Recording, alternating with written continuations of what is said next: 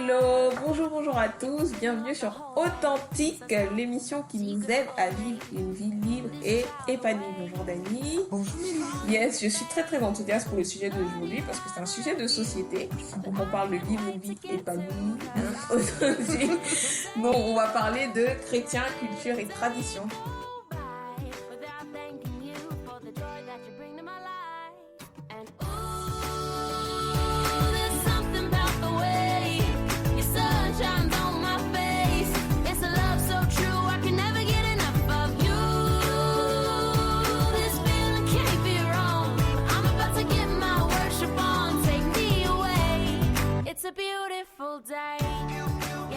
Donc, chrétien, culture, tradition. Il faut trouver une compatibilité un peu sur tout ce micmac. Pourquoi c'est un sujet? Si je reste, par exemple, je vais prendre des cas précis pour introduire. Si je reste dans la culture africaine, qui est la nôtre, il y a des pratiques ou des traditions qui sont faites. Et l'une des traditions assez simples, c'est lors de la dot, par exemple, pour les bamideke, de manger la cola, de boire le vin. Moi, j'ai des amis qui l'ont pas fait, qui sont mariés qui l'ont pas fait. Il y en a d'autres qui l'ont fait. Donc, il y a suivant les convictions des uns et des autres, il y a des pratiques que certains décident de ne plus faire, d'autres qui décident de continuer de le faire. Pour des sociétés un peu plus occidentales, il y a autre chose qui se fait. On parlait tout à l'heure du tatouage, par exemple, dans les sociétés américaines. On voit souvent même des grands worship leaders qui ont des gros tatouages sur tout le bras, sur des Rastafari. On se dit, bon, est-ce que c'est compatible avec la foi chrétienne? Qu'est-ce qu'il faut en penser, en fait? Donc, c'est ça tout le sujet. Donc, voilà. On se pose cette question parce que la Bible nous dit qu'on ne doit pas se conformer au siècle présent. Tout à fait. On doit être renouvelé par... On doit être... Soyez renouvelé par... Non.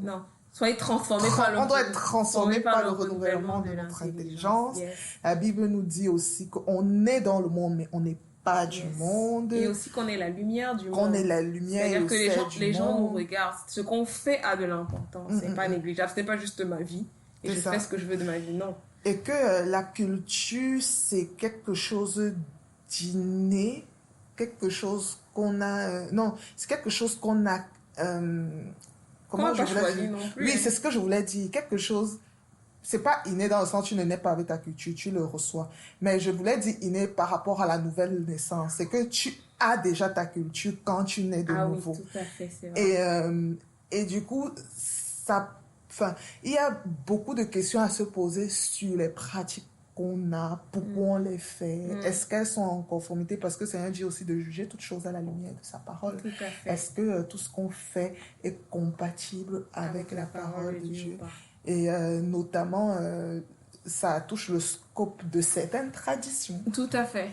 Et donc, la première chose qu'on peut se dire, c'est que je pense qu'il faut avoir une bonne connaissance et compréhension de la parole de Dieu. De toute façon, si on veut examiner la culture par rapport à la parole de Dieu, il faut la connaître. Et parfois, en fait, après, ça vient aussi, voilà, et ça vient aussi progressivement, mais on n'a pas une bonne lecture de la parole, ou on ne cherche pas suffisamment. Une mauvaise interprétation aussi, ou on a juste écouté des gens dire, et on a fait... Ce n'est pas fondamentalement mauvais. C'est aussi la culture chrétienne, ouais. C'est des fois aussi, je veux dire, le mot un peu fort, mais on persécute notre culture séculière avec une culture chrétienne, alors que non, le Seigneur nous demande d'appliquer la parole, pas la culture chrétienne. C'est pas parce que dans ma communauté chrétienne, on dit que ce n'est pas bien de faire ça. J'allais te demander de définir ce que c'est que culture chrétienne, parce que... C'est un ensemble de choses communément acquises qu'on fait, tu vois. Par exemple... Et qui n'est pas forcément la même pour tous les chrétiens. Oui, qui n'est pas forcément la même. Si c'est la même, c'est la parole de Dieu. Et c'est normal qu'on en qui découle d'une interprétation et d'une compréhension de la parole de Dieu, mais qui n'est pas la même pour un autre groupe. Quoi. On est d'accord. Comme le fait, par exemple, ça m'amuse souvent de faire cette remarque, de dire, c'est pas le nom de ton fils Jésus-Christ que nous t'avons prié. Amen. Ça, c'est un élément de Big up à l'EC. Il n'y a pas que l'EC qui fait ça. Mais voilà, j'en parlais avec mes amis, je leur disais, faites un test. Faites votre prière. Et sans avoir fini, tu vois, genre, Seigneur, je te prie pour cette journée. C'est pas le nom de ton fils Jésus que je te recommande. Vous allez voir, tout le monde va dire Amen alors. Effectivement. Voilà, c'est des habitudes culturelles. Tout C'est à une fait. culture chrétienne de dire que dans mon cercle, parce que depuis que je suis née, mes parents et mes grands-parents sont chrétiens depuis des générations, et du coup, nous, on n'a jamais fait ce truc de succession au village, on va danser autour d'une tombe après que les gens... Donc, pour moi, c'est du péché. Tout à Ça, fait. c'est aussi un élément de culture de dire, comme tu as dit, que dans notre communauté chrétienne, on ne croit pas à la cola et au vin parce qu'on estime que ça crée des liens spirituels ou whatever. Et donc, c'est péché. Tout à fait. Moi, je trouve que, comme tu disais, c'est vrai d'avoir une très bonne connaissance du texte sur lequel on s'appuie pour juger la chose, mais aussi une bonne connaissance de la chose qu'on juge. Je trouve en général que c'est prudent de ne juger que les choses qu'on connaît. Les éléments de culture qu'on connaît. Des fois, je me dis, pourquoi est-ce que nous, aujourd'hui, en tant que chrétiens, on parlerait de tatouage et qu'on en ferait un podcast d'une heure ou 2 heures. Ça ne correspond même pas à notre culture africaine. Enfin, peut-être certaines personnes en Afrique, dans certaines parties d'Afrique, mais peut-être ça ne correspond pas à ma culture. Pourquoi est-ce que je vais en parler de manière extensive et essayer de m'en faire une idée? Je ne peux pas comprendre d'où vient le tatouage, pourquoi les personnes qui se tatouent sont tatouées, qu'est-ce que ça veut dire pour elles et comment est-ce que sainement elles peuvent appliquer dans leur vie. Je trouve que c'est vraiment une perte de temps et de vaines discussions des fois que de s'asseoir et de discuter pourquoi est-ce que je devrais me tatouer pas, surtout si je n'envisage pas de le faire. Si dans ma communauté il y a personne qui envisage de le faire et que c'est pas un sujet. Par contre, on a plein de sujets de société, vraiment arrêtons de voir la paille dans l'œil de l'autre et regardons notre propre poudre. Et du coup là on peut vraiment discuter de choses qu'on connaît. Et même si on ne connaît pas et qu'on est concerné, peut-être j'ai toujours vécu à la ville, j'ai toujours entendu plus ou moins qu'on allait faire le mariage coutumier, j'en ai peut-être assisté à un dans ma vie et j'ai vu, c'est un peu loin de moi mais c'est un élément de ma culture. Si je vais me sentir concernée, je peux m'intéresser auprès des personnes concernées parce que cette coutume-là, comme je disais aussi, c'est pas un élément culturel n'est pas fait pareil dans plein de maisons ou de familles et n'a pas la même signification ni la même intention. Donc d'aller se renseigner, de dire pourquoi on fait tel truc, qu'est-ce que ça veut dire, à quoi ça correspond, comment ça a commencé, quels sont les... Et en plus, on ne remarque pas souvent, c'est que la culture, ça change en fait. Ça évolue. Par exemple, sur ce truc du vin et de la cola, moi, je sais qu'il n'y avait pas cette histoire de mélanger le coca et le Fanta. Nos arrière-grands-parents n'avaient pas le coca et le Fanta. Peut-être ils mélangeaient autre chose. Mais de toutes les façons, c'est un élément de culture qui a été ajouté. Donc déjà, de prendre un peu de recul, de se dire que la culture n'a pas toujours existé. C'est un ensemble de pratiques qu'on a ajouté petit à petit. D'essayer de comprendre d'où ça vient. Et là, ça te permet d'avoir vraiment une vision claire de ce que c'est. Avant de décider de faire ou de ne pas faire. Exactement. Tout à fait. Parce que c'est important de, comme tu disais, hein, de comprendre avant de pouvoir juger et de se taire de ce que les autres font si on ne sait pas ce que c'est. Et en plus, on a le droit, surtout qu'il y a des éléments dans la Bible... Enfin, il y a des questions dans la vie qui ne sont pas clairement répondues dans la Bible, quoi. Et qui sont de l'ordre de la sagesse. Voilà, qui sont de l'ordre de la sagesse, donc qui sont contextuelles et qui ne sont pas dogmatiques en mode tu ne dois pas mentir, par exemple, ou tu ne dois pas commettre l'adultère. Il y a des choses qui sont plus délicates que ça. Et parfois, comme tu parlais de juger, on peut voir quelqu'un d'autre faire ça et se dire que non, mais franchement, lui, il n'est pas chrétien, quoi. Ou c'est un chrétien bizarre, ou moyen, pas mature. Pas mature spirituellement. Il n'est pas encore affermi. Il n'est pas affermi. Ça peut être le cas, mais pas toujours. Mais pas toujours. Il faut être humble, en fait. Tout à fait. Il faut être prudent et humble dans les jugements qu'on a des choses. C'est vrai qu'il faut juger les choses, hein, parce que de toute façon, au fur et à mesure que Dieu t'éclaire dans la vie, il te donne aussi le discernement pour avoir du jugement sur les choses. Mais il faut aussi être humble. J'ai pas d'autre mot. Le mot adéquat, c'est ça. C'est être humble par rapport à tout ça. Et donc... C'est le cas pratique. Voilà. De la cola. Et du vin. Bon, c'est quoi l'historique d'abord? Non, c'est ce qui marque le sceau de l'alliance. Comme Boaz a donné sa sandale ou a pris la sandale de l'autre, je ne sais plus dans quel sens ça a été, pour signifier qu'il avait racheté la terre érue. c'est la même chose dans ma compréhension de ce que j'ai de cette pratique culturelle, de ce que ma famille en fait. Voilà, c'est ce que ça veut dire en fait. Donc, est-ce que nous tous assis dans cette assemblée, nous sommes témoins que cette famille a pris pour épouse cette autre et que cette famille a donné en mariage cette fille? Oui. Juste peut-être avant que tu ne... Est-ce que tu peux raconter un peu comment ça se passe dans la cérémonie? C'est vrai. Juste pour bien situer un peu le contexte. Donc en fait, la tradition du vin et de la cola, c'est lors des mariages coutumiers, après que les familles aient découvert qui sont les personnes qui se marient et que les parents aient demandé les consentements des deux personnes pour signifier que ces deux personnes ont consenti à cette union. Donc, la mariée et le marié boivent du vin. Donc, le père demande à la mariée si elle est d'accord avec cette union. Et quand elle répond oui, le père lui demande si par ce oui, est-ce qu'il peut boire ce vin de palme là? C'est ce que ça veut dire. Et il lui demande plein de fois. C'est le père qui boit le vin de palme. C'est d'abord le père qui boit le vin de palme. Et quand il lui dit, elle dit oui, papa, tu peux boire, il boit. Et ça scelle l'union du mariage. C'est un peu comme en France, on dit, est-ce que vous voulez prendre... C'est le oui, en fait. Est-ce que vous voulez prendre pour époux? C'est peut-être pas le oui, mais c'est la signature sur le contrat de mariage. Oui, ça, c'est le sceau de l'alliance. C'est la signature sur ton contrat de mariage. Ben, c'est ça, en fait. Où le père dit, OK, je bois et sache que, en ayant bu, je suis témoin que tu as accepté d'épouser cette personne. Et ensuite, le père dit, si toi-même tu es d'accord de cette alliance, bois le vin et donne à ton mari. Et son mari va prendre le vin, demander à son père, poser à son père la même question. Son père va répondre son père va boire si son fils répond favorablement. Et une fois qu'il aura bu, il va demander à son fils aussi de boire, quoi. Et du coup, moi, je sais que là où les gens trouvent un problème à ça, c'est que entre autres aussi, c'est le fait que ce soit les parents respectifs qui boivent. C'est-à-dire que si on scelle une union entre deux personnes, pourquoi est-ce qu'il y a besoin que les parents aussi boivent le même vin? Tu vois là, franchement, je comprends pas comment on peut en arriver là.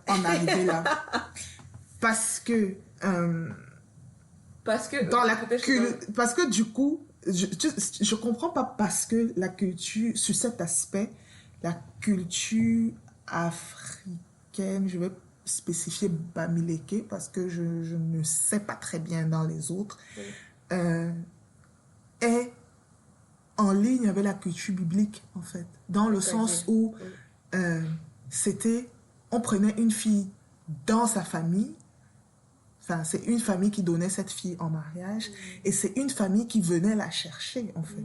Donc, l'alliance, c'est bien que même si ces deux personnes ont consenti, il faut que les personnes qui sont responsables d'elles consentissent. Je prends l'exemple de Rebecca et Isaac.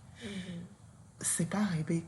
Pourquoi ça ne nous choque pas que Isaac n'est même pas... Tu vois, alors ça c'est même dans l'autre sens. Je crois que les féministes crieraient au scandale si c'était genre quelqu'un qui était allé chercher pour Isaac, que Isaac n'a même pas été... que ce soit Rebecca qui n'ait pas été consultée du début à la fin. Mais ce qui se passe, c'est que le père d'Isaac dit à son serviteur, va chercher une femme pour mon fils. Pour mon fils. Et donc, le fils, bien sûr, a consenti à ne pas prendre pour épouse quelqu'un d'autre hors du désir de son père. Donc, c'est pas comme si ça se fait en dehors du consentement de cet enfant-là non plus. Mais le serviteur part et il va dans une autre famille. Il rencontre la fille en question. Elle consent à ce mariage. Mais c'est à la famille de cette fille qu'il demande l'autorisation de prendre pour épouse et il décline son identité, il dit qu'il est venu de la famille de Moïse, qui était de la même famille originellement et tout ça. Donc, honnêtement, je n'arrive pas à comprendre cet argument qui dit que pourquoi, en fait. Je trouve que... en tout cas, moi, je ne vois pas d'incompatibilité avec ce que la Bible dit. La Bible dit que l'homme quittera son père et sa mère et s'attachera à sa femme et les deux. Donc, il y a une décision de chacun dans la volonté de s'unir. Et je trouve que dans cette tradition du vin et de la cola, il y a la volonté des deux. Tu vois, ça ne prive pas, la tradition ne prive pas les deux de leur libre arbitre à consentir. Mais je sais que ce qui dérange souvent, c'est qu'il y a la volonté des deux, mais en plus de ça, il y a comme une alliance aussi avec les familles. Mais je m'exprime mal quand je dis alliance avec les familles, parce que c'est clair que le mariage, il y a aussi une alliance avec les familles. Mais c'est une alliance avec les familles. Je pense que pour vouloir voir au-delà de ça, il faudrait qu'il y ait réellement quelque chose au-delà de ça que l'une des deux familles ait exprimé. Tu vois? Parce que je crois que ce qu'il y a derrière, c'est de dire on s'attache des liens entre ces deux familles-là. Mais en fait, oui, le mariage, c'est un lien. S'il y a des liens qu'on ne voit pas, il faudrait donc que ce soit spécifique à ces deux familles-là. Mais ça ne peut pas annihiler le consentement et le mariage traditionnel pour toutes les familles de ce groupe culturel. Je peux dire que je ne veux pas contracter, mais du coup, ça annule même ton mariage. Je trouve que... Pas exactement, tu vois, parce qu'il y a un niveau de lien qui n'est pas quand même le même. Il y a d'abord le lien entre vous deux, qui est une vraie union et un vrai lien spirituel, quoi, si je peux dire ça comme ça. Et le lien avec ta famille, c'est du second ordre, tu vois. C'est ce que je dis, changeons le mot lien, parce qu'en plus, en fonction des courants de pensée doctrine, ça peut prêter à plein de confusion. Utilisons le mot alliance. Pour moi, c'est une alliance, en fait. L'échange de la cola et du vin de palme, c'est la signification de cette alliance. Et le mariage, c'est l'alliance entre deux personnes. Dans la culture africaine bamileke de deux familles, dans la culture biblique aussi, dans la culture occidentale française, plus maintenant. Avant et dans certaines familles encore. Mais aujourd'hui, ce n'est plus le cas. Ce n'est vraiment que l'union de deux personnes. Donc, dire que... il faut savoir que de toutes les façons, on appartient à un courant culturel ou à un autre. Donc, si tu estimes que finalement, ça doit être juste l'union de deux personnes, c'est la culture européenne. Soit on peut juger cette culture, mais ce n'est pas la culture biblique non plus. Et je ne suis pas en train de dire que il faut tout faire selon la culture biblique. Je pense que la Bible emporte avec elle beaucoup d'éléments culturels du peuple hébreu, mais que le fond, c'est le message, le cœur de Dieu. Tu vois. Ok, donc je ne sais pas si on a peut-être qui veulent réagir sur le sujet. Qu'est-ce que vous pensez de ça, pour ceux qui connaissent? Est-ce que vous pensez qu'on se fait des liens spirituels, grosso modo des liens spirituels un peu compliqués en mangeant de la cola et en buvant du vin? Si vous êtes concerné, parce qu'il y a des gens qui ne sont pas concernés. Il y a des gens qui sont pas concernés. Mais donnez-nous un peu vos éléments. Peut-être qu'il y a aussi d'autres choses que vous avez déjà eu à creuser sur la question et dont on n'a pas abordé. Donc il y a plein de sujets. C'est vrai que là, du coup, on voulait parler des traditions de manière générale. On a évoqué les tatous, on a évoqué la cola, mais il y a tellement de choses. La circoncision, pourquoi est-ce qu'on continue de circonciser? Est-ce qu'on devrait pas? Est-ce qu'on continue pas? J'imagine les mariages mixtes dans lesquels il y a certaines cultures qui ne circoncisent pas et les deux sont chrétiens. Voilà, il y a plein... c'est un sujet assez vaste. Plein de questions dessus, mais je crois que ce qu'on voulait vraiment dire, le message que nous on voulait transmettre, c'est assurons-nous de bien comprendre le texte biblique. Je crois que si je parle rapidement par rapport au tatou, ça fait souvent beaucoup référence au texte de Deutéronome qui parle des piercings, des tatouages, des textes de Lévitique et des fois, je trouve qu'il y a souvent beaucoup d'amalgame. Il y a beaucoup d'amalgame entre la spécificité des conseils qui ont été donnés au peuple juif et ce qui s'étend sur tout le peuple de Dieu et ainsi de suite. Donc, faisons très, très, très attention à la compréhension des textes. Assurons-nous que ce n'est pas la culture chrétienne de notre assemblée, mais que c'est vraiment que le texte. et jugeons sur les cultures qui nous concernent ou qui vont nous concerner. Le reste, vraiment, on les recommande au nom du Seigneur Jésus-Christ. Et puis, juste, c'est pas un problème d'avoir une culture chrétienne d'assemblée. Hein. Non, pas du tout. Il n'y a pas du tout. L'idée, ce n'est même pas non plus de commencer à comparer les assemblées qui font tel truc. Pas du tout. On a une culture. Quand on voit les écrits de Paul aux différentes églises, ils ne faisaient pas tous la même chose, ils ne se comportaient pas de la même façon. Donc, de toute façon, à partir du moment où on a des individus différents qui se retrouvent, il y aura une culture qui va émaner de ça. Ouais. Et c'est pas une manière de faire, voilà. Et c'est pas fondamentalement mauvais. Mais savoir en fait que c'est une culture te permet de prendre du recul en fait sur ta pratique. Sur ta pratique, tout à fait. Et pas de te dire que c'est la Bible, it's the book, et de juger tous les chrétiens par rapport à ça. Mais... Et ça me fait penser au texte de Romains 14 qui parle un peu de ça, des divergences d'opinion. On parle de est-ce qu'il faut manger le porc ou pas, est-ce qu'il faut lire les astres, les étoiles ou pas. Bref, donc il se retrouve dans le livre de Romains avec des personnes qui ont des convictions différentes, et Paul clôture tout ça en disant qu'il faut avoir de l'amour pour son... Je le dis comme ça, mais qu'il faut avoir de l'amour pour son prochain. Et en fait, il faut que ton attitude ne soit pas au final une occasion de chute pour la personne en face.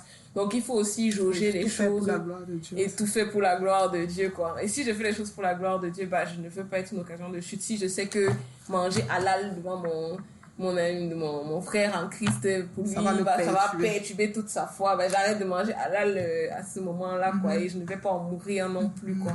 Faut pas non plus essayer d'imposer sa culture chrétienne ou à l'inverse, si tu sais que ne pas boire d'alcool va complètement déstabiliser le jeune chrétien qui est à côté de toi, qui est dans une culture où on a toujours bu, et que de toutes les façons t'en bois un peu et que ça ne te coûte rien, tu n'es pas alcoolique. Amen, quoi. Sentons-nous libres, quoi, et soyons motivés par l'amour et le désir de glorifier Dieu. Yes.